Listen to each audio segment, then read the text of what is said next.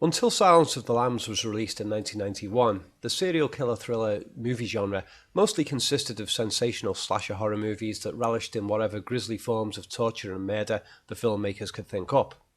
The result usually being of a cartoonishly silly nature, with little consideration for even the basic biological realities of violence. So many of those movies acquired the label video nasty. Occasionally, filmmakers had attempted to create studies of recreational murder in a more mature psychological style, such as Peeping Tom and Cruising, but the more convincing of these movies tended to be the ones that dramatised specific real-life serial murder cases. Movies like 10 Rillington Place, The Boston Strangler, and Henry Portrait of a Serial Killer. By featuring the based on a true story framing, audiences are encouraged to accept the plot as realistic.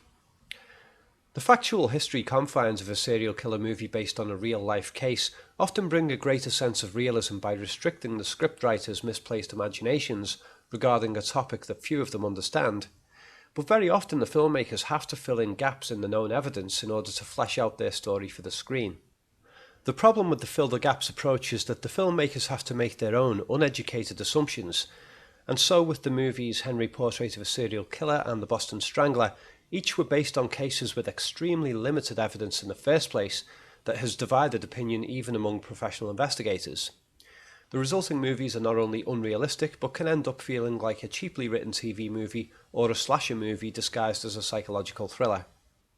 Prior to Silence of the Lambs, the most notable fictional serial murder story that successfully put the effort in to be both an entertaining shocker and an attempt to give the public some insight into the pathology of murder and levels of depravity that human beings can stoop to was Hitchcock's Psycho. As great a film as it is though, Psycho was largely built around its surrealist personality split twist at the end of the story, and thus it has the feel of being like a game of Cluedo, a guess-who-done-it flick. Psycho benefited greatly from its loose references to real-life serial killer Ed Gein, but the split personality framing of the killer was harder to take seriously. Split personality is a controversial theory in the first place, and is sometimes feigned by killers in an attempt to deny legal responsibility for their sadistic actions. But there was another movie prior to Silence of the Lambs which almost pulled off the very difficult feat of creating a fictional serial murder scenario that was convincing, mature, educational and entertaining all at the same time. That movie was Manhunter from 1986.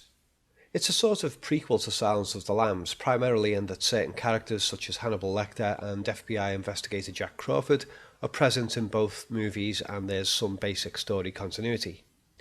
Manhunter is an adaptation of the book Red Dragon, and both Red Dragon and Silence of the Lambs were written by Thomas Harris, an author who doesn't do interviews yet has somehow gained an incredible insight not just into serial murder, but how serial murder relates to and reflects upon society as a whole. Apparently he was a journalist for many years and covered a lot of crime. That in itself doesn't account for the insight he has gained, being that lots of journalists cover crime, so I can only guess that he is extremely well read, extremely intelligent, and unusually daring in terms of questioning orthodox academic opinion, which is essential for carving a path to exceptional knowledge.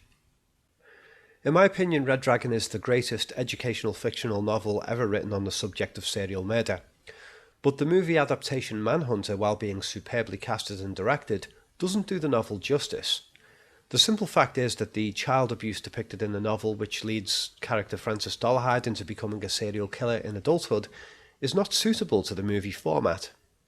It would be too upsetting to watch, and the ability of the novel format for placing the reader inside the thoughts and feelings of a character is inevitably broken by the third-person perspective that characterises near enough all feature films. Instead, Manhunter reduces the extensive, heartbreaking childhood trauma section of the novel to a few summarising lines of dialogue. He dreams about being wanted and desired, so he changes people into beings who want and desire him.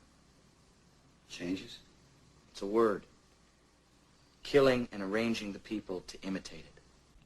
This started from an abused kid, a battered infant. There's something terrible about... Were you sympathizing with this guy? Absolutely. My heart bleeds for him as a child. Someone took a kid and manufactured a monster.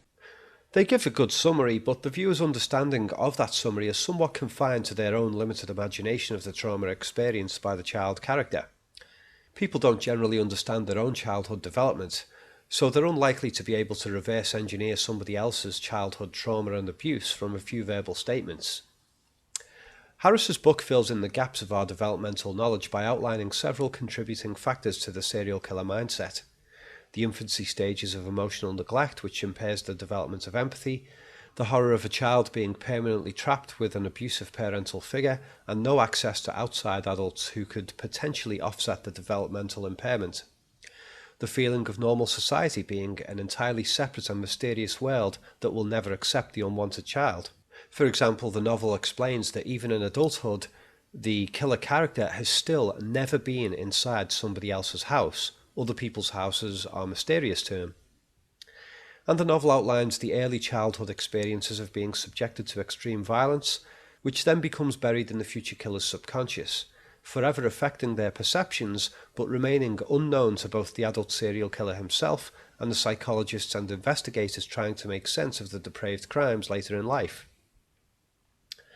However, where the movie Manhunter did solidly hit the mark was its depiction of the technicalities and how investigators pursue serial killers, and the psychological toll that the hunt has upon those investigators. Lead character Will Graham is an expert at reconstructing the sadistic fantasies of serial killers for the purpose of predicting their future behaviour and profiling them to narrow down the hunt. These factors alone make Manhunter a unique and worthwhile film.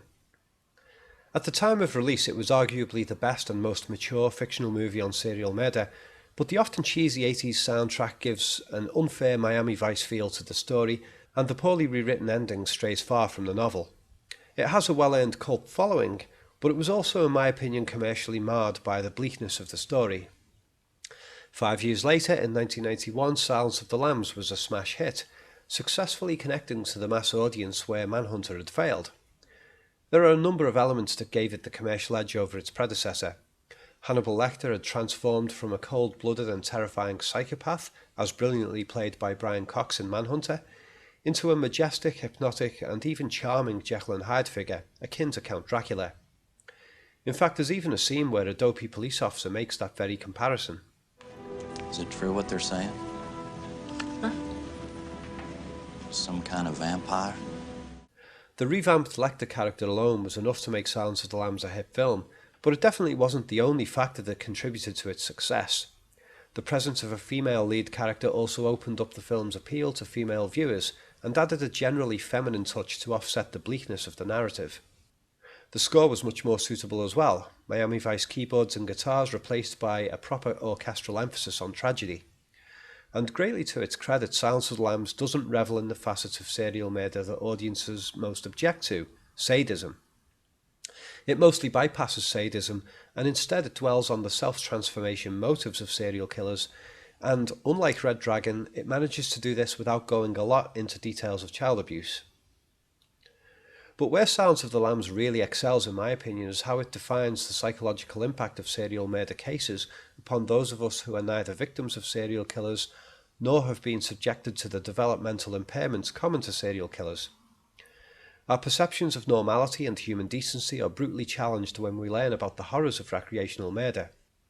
To my knowledge, Silence of the Lambs is the only serial killer film that seriously explores how we cope with that information. The Hannibal Lecter and Buffalo Bill serial killer characters are complex and original, so although we'll be delving in and out of those characters a little bit as required, I'm intending on writing separate videos that explore those two characters in more depth. But there are plenty of other aspects of the film that are superbly crafted and easily overlooked, subconsciously adding even more power to the story, and that's what we're going to explore in this video.